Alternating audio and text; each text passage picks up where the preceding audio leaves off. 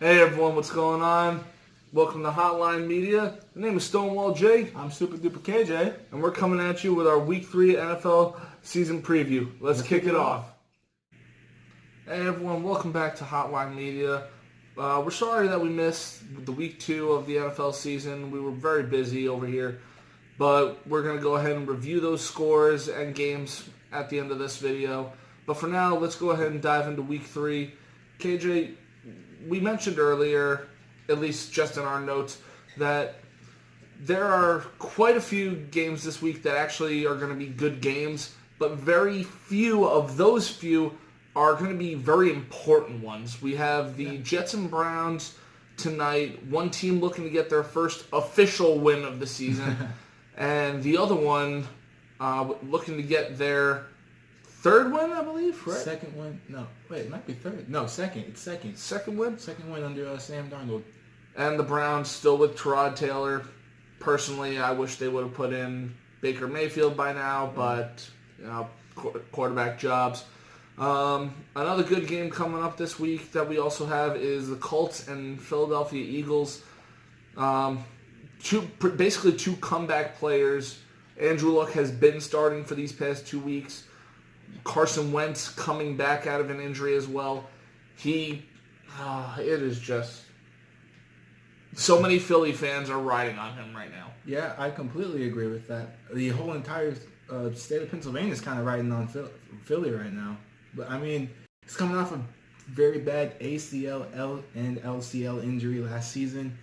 But we've seen people come back to that. An example would be Adrian Peterson. So I think that he should have a good season. Not just Adrian Peterson years ago, but just injury comebacks in general. Look at Tom Brady, Peyton Manning, when he came back from that horrifying career-ending neck injury, came back and won the Super Bowl against the Carolina Panthers. Yep. That's what you call a comeback year. Yep. But overall, looking back toward this game, otherwise than those two games, we also have the Los Angeles Chargers and the Los Angeles Rams, the Battle of LA happening. Yep. We got, you got the Rams defense, who they're projected to be the number one defense of the year. And if you want to go even further, then they're going to even be the number one team of the year. And then, of course, with the Chargers, you got Phillip Rivers, dangerous quarterback. Yep. Has a lot of weapons to his ability. He's got Keenan Allen. We mentioned this in our first week preview video that he's got Antonio Gates back for the year. Yep. Maybe they might sign a contract extension. We're not sure. But that's going to be an offensive slugout pretty much. I agree with if that. If not an offensive slugout, then definitely an offense versus defense without a doubt, surefire. And then finally, we have the big Monday night game. Buccaneers going off with Ryan Fitzmagic over here because this let's face it, everyone. Ryan Fitzpatrick has been pulling magic out of that glove, or if he even wears gloves, I honestly don't know. I don't know. But he's been pulling magic out of that team for quite a while now. Apparently, it started back in the offseason, but I think it was when he got traded from the Jets that he realized, now's his time to shine. Yeah. And then we have Pittsburgh, which every other place has been saying it. ESPN, Good Morning Football, even Fox NFL in the morning. Everyone has been saying that there is horrible dysfunction in that locker room because Antonio Brown... he doesn't show up. It's been reported that he doesn't show up to the meetings, to the team meetings, but he does show up to the practices and he does show up to the games, which that does matter in the end. Yeah. And then Le'Veon Bell has still not shown up for a practice, a meeting, or a game. I mean, he's still waiting for that contract. I mean, he's a kind of franchise running back who's not getting a contract. I would do the same thing. And then. Otherwise than that, we just have these other games. So let's go ahead and look at these games quickly and then choose who we think was going to win. Yeah, all right. So first game, Green Bay and Washington at 1 o'clock. Green Bay, Rodgers is back. He might still be hurt. We don't know yet. But I mean, it's Rodgers. Who can stop Rodgers? I don't know if Washington can, but Washington does have a pretty good defense. They're only letting up 13.5 points a game. Yes, I know it's only 2 games, but still, it's a fairly good defense for a Washington team that should probably be in rebuilding mode now. But I think I'm going to call Green Bay here. Rodgers just going to pull something in. He's just going to pull something out of his ass and get the win. Exactly. Me personally, I'm going to choose Green Bay. Not only am I just a fan of my team, and I got to rep my team no matter what, but it's as you said yourself, nobody can stop Rodgers. Yep. Next, we got Atlanta and New Orleans. I'm just going to give my pick right here. I'm going to take New Orleans because Breeze kind of has something to prove this year after that ridiculously and phenomenal upset win the Vikings pulled over them in the NFC divisional round last year. Yep. Who are you going to take?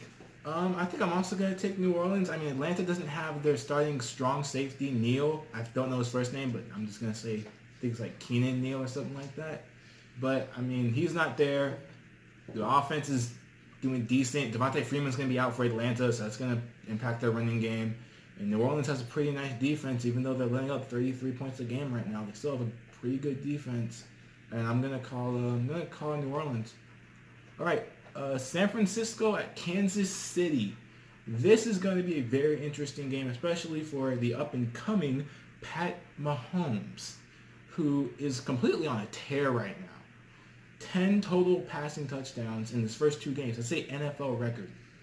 I mean, me personally, I'm going to go with Kansas City on this one because, yeah, San Francisco has Jimmy G, but their whole offensive unit is just not clicking as good as Mahomes is. Mahomes has him, Travis Kelce, Kareem Hunt, Tyreek Hill.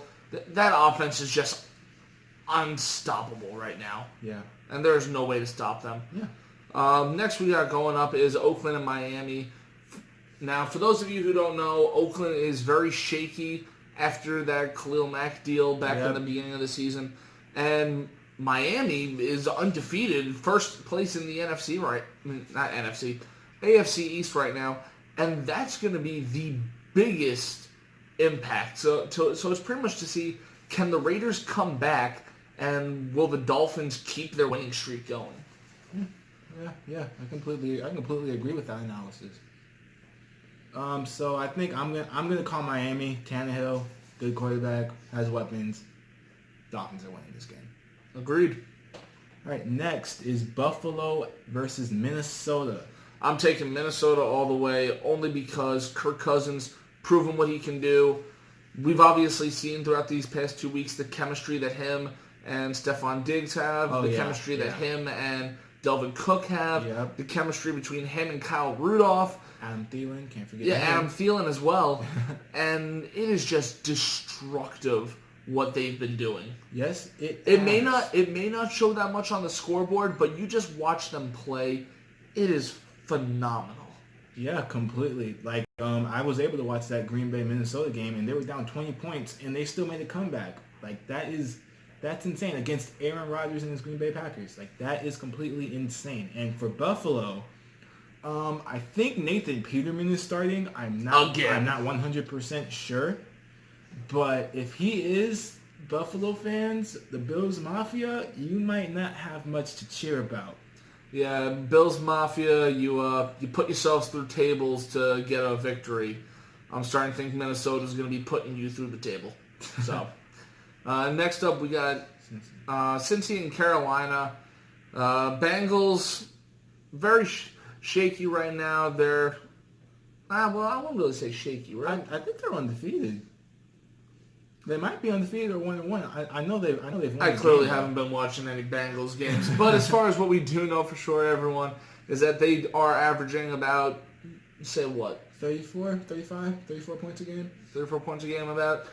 And Andy Dalton looking good. Yeah. And honestly, as far as what we saw even in the offseason, if Dalton even gets injured, we still have A.J. McCarron. That is completely true. McCarron is an underrated quarterback. He's proven what he can do. Underrated backup quarterback. Yeah, he was actually drafted first round out of the University of Alabama, Yeah. And we saw what he did when he was with Alabama. Yep. And Yes, he was did. destructive. Yes, he was. And for Carolina, Greg Olsen is still going to be out with the foot injury. right. So that's gonna put their offense kind of sort of a standstill. But they still have Cam Newton, Christian McCaffrey, DJ Moore, the rookie wide receiver. So I'm going to take Cincy this year. You're gonna take Cincy this year. Yeah. Okay, I think I'm gonna take Carolina. The Bengals defense hasn't really done anything, so I'm gonna take Carolina. I don't think they can stop Cam Newton at all. Absolutely. All right, so Tennessee versus Jacksonville next. No brainer. I'm taking Jacksonville. That is completely. I'm true. sorry No to brainer. interrupt No, you It's every completely time, fine. It's but- completely fine. But I mean, Blake Bortles has lit up that offense Yes, in he such a has. way since last year. The Titans don't really have much without Mariota. True. I think Blaine Gabbert is starting, so that's gonna. I don't know what he's gonna do. But as he was saying though, Blake Bortles is doing pretty good. I mean, they're coming off that big win versus the Patriots. And yeah. I actually looked this up on ESPN. Against the blitz on third down, Blake Bortles has completed about 64% of his passes, has 3 touchdowns and 0 interceptions. So if I was Tennessee, I wouldn't blitz him on third down. Yeah, no. But I think both of us are going to call the Jags here, definitely. All right. Next, we got Denver and Baltimore. The Ravens averaging about 35 points a game. It's really high. It's really high. I Oh. think it's number 1 in the league, actually. And then Denver, I mean, Case Keenum's doing decent. They're coming off that win against Seattle. And then their running back, I think it's something Lindsay. His last name's Lindsay. He is on fire. This man is running over people, getting like 10, 12-yard gains consistently. He's just been pretty good. And he's a rookie. So that's completely insane. I'm going to take the Ravens on this one. I'm also going to take the Ravens, even though I'm hyping up Denver. I think Joe Flacco and the Ravens got this. All right, then we got the G-Men going up Giants. against the Houston Texans. Oh, my goodness. It's going to be a hard-fought game, but overall, I'm going to take the Giants. I think I'm also going to take the Giants. This is really a who will get the first win of the season type of battle here. Yeah. And Houston has just been struggling. I mean, the first snap of the season, Watson fumbled it. I mean, Houston just has not been clicking so far. They just haven't been doing anything. In New York, Eli's still doing good. Odell's doing good.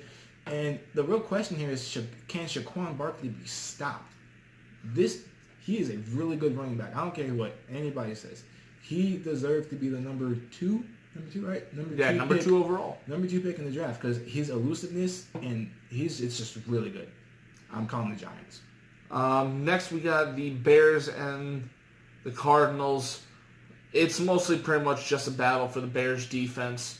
And just overall, I'm going to take the flat-out Bears on this one. I'm also going to take the Bears. I mean, Mac has just been pumping that defense up, and he's been doing really And good. Trubinsky's showing what he's worth. Yeah, definitely. All right, after that, we got Seattle and Dallas. That is just a straight-up offensive battle between Wilson and Dak Prescott.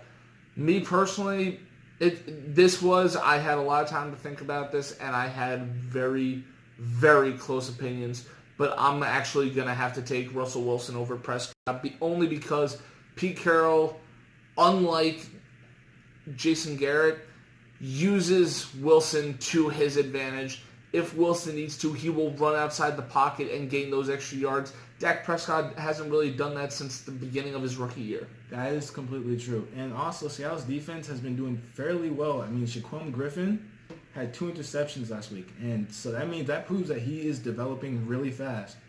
And this defense should be doing good. This defense is doing pretty good, even though they're letting up points. And then we got the New England and Detroit game, which Sunday night game. we have Detroit averaging about 39. Let's see, 39 points a game. I think it might be 30, but their defense is flat out terrible. They're letting up 39 points a game, and they're facing a Tom Brady who's upset at Bill Belichick, who's upset about losing to Jacksonville. He's gonna tear them apart. And especially when you have an unfocused Brady, you have an unfocused Patriots as a whole. I completely agree with that. That pretty much wraps it up for Week 3. Overall, what here, at least what do you think is a game that's going to stand out above all today? This week? Game that's gonna stand out. I think I'm gonna call Atlanta, New Orleans, because I mean the NFC South is just a really, really good division, and it's gonna these wins are gonna be tough. These wins are gonna be tough. Guys in the comments below, predict who's gonna win. Just give us your opinions. Not only that, but also down below, go ahead and put out some suggestions on what to do. Most recently, we here at Hotline Media have decided that we're going to start branching out to other news other than football. We're going to branch out to other sports, just other news in general, gaming, movies, local news and all that. Yeah. But we're going to go ahead and start branching out so we're not one-dimensional. And we would like some ideas of what you guys would want to see us talk about and go over. Yeah. And also, right now we're actually going to go over the Week 2 matchups for last week from all the games then. Yeah, we're just going to go over the scores real quick. That's about it. Like we said at the beginning of the video. Exactly. Yep. As we go ahead and pull them up, KJ, if you want to, go ahead and let them know about subscribing and shout-outs. All right, guys. So if you subscribe, if you're a new subscriber, we will shout you out in the next video. Like, we will subscribe you. Oh, no, we'll subscribe to them as well. Yeah. Keep the publicity going. We will subscribe to you guys. We will personally subscribe to your channel and give you a shout out right here on the channel. Yeah. And maybe if you're lucky one day, we can go ahead and have you guys come join on the set of us. And also, if you did subscribe, comment down below in this video saying that you did, so that way we know who it is. Because we honestly don't want to be, shutting out random people. Yeah, that's true. People who don't need to be. All right, for the games, we had... The Week 2 games? Yeah, for the Week 2 games. On the Thursday night game, Ravens and Bengals, we had the Bengals win over the Ravens. It was a blowout through most of it, but it was pretty closely contested. Yep. We had the Chiefs over the Steelers. That was an offensive slugfest. Oh, my goodness. That pretty much was. Dolphins picking up their second win of their by streak. the way, the Kansas City Chiefs won that one 42-35. Exactly. Dolphins pick up the win against the Jets 20-12. That's an odd score. Yeah, well, 12 points if they get 4 field goals. Possibly. They just suck then. Dang. The Buccaneers taking the victory over Philly 27-21. Once again, Ryan Fitzmagic over here. I know I said his last name wrong, but you know what? I don't care. It's truth. Saints pick up the very, very extremely close victory over the Browns, 21-18. Yeah, and after that game, you saw the Saints kicker actually go comfort the Bears kicker after he missed it. That's sportsmanship right there. Bears, you mean Browns? Oh, there you go. Yeah, learning his experience. Colts pick up a big win, 21-9 over the Redskins. Once again, Andrew Luck showing what he's capable of. Yeah. The Chargers pick up the victory over the Bills, 31-20. That was, believe it or not, fun fact about that game, one of their veteran safeties actually walked out at halftime and retired. Yeah, He flat out retired retired. at halftime. That's completely insane. You never see someone, retiring after the game I can understand, but walking out at halftime? Giving up on your team like that, that's just not right. You get no respect from me. What about you? Yeah, same. No respect from us here in Hotline Media for that. All right, no so Packers and Vikings, that game tied. That game tied at 29. Oh God, it killed me. That was actually a fun game to watch, especially the fourth quarter. Oh yeah. Falcons pick up the victory over the Panthers, 31-24. Closely contested game. I watched the game myself. Titans pick up a victory over the Texans, 20-17. That was a pretty good game. Texans are struggling. Rams blew out the Cardinals 34-0. The Cardinals just need to find something for their offense. They need to either make a QB change, sign some veteran wide receivers, sign some minimum wide receivers, just do something with that offense. 49ers take the victory over the Lions 30-27. Surprise victory. Broncos take it over the Raiders by 1 point, 2019. That was a good game. That was a good game. Again, the Oakland's defensive struggle showed. Everyone already knows about this, and the trash talk from Jalen Ramsey himself worked out against Gronkowski, Brady, and the rest of the Patriots offense. They won 31-20. Come on, give me some. That was a good game. Yeah. I think everyone's happy that the Patriots lost. I think everyone is too, except for Patriots fans. Yeah. Cowboys pick up the victory over the New York Giants 20-13. That was a pretty good game. Shaquan kind of showed out, but Ezekiel Elliott showed him out even more. Ezekiel Elliott showed up, and he wanted to win that game. And then finally we had the defensive duke out and an offensive effort between Khalil Mack and the Bears defense against Russell Wilson and the Seahawks offense. That game ended 24-17, Bears winning. That was actually a pretty one-sided game. Yeah, it was for the first 2-3 quarters, and then the Seattle kind of just came out and did it. They tried to make a comeback, but they just couldn't do it. All right, guys, so that's this week's video. Like, subscribe, and we'll give you a shout out. Peace.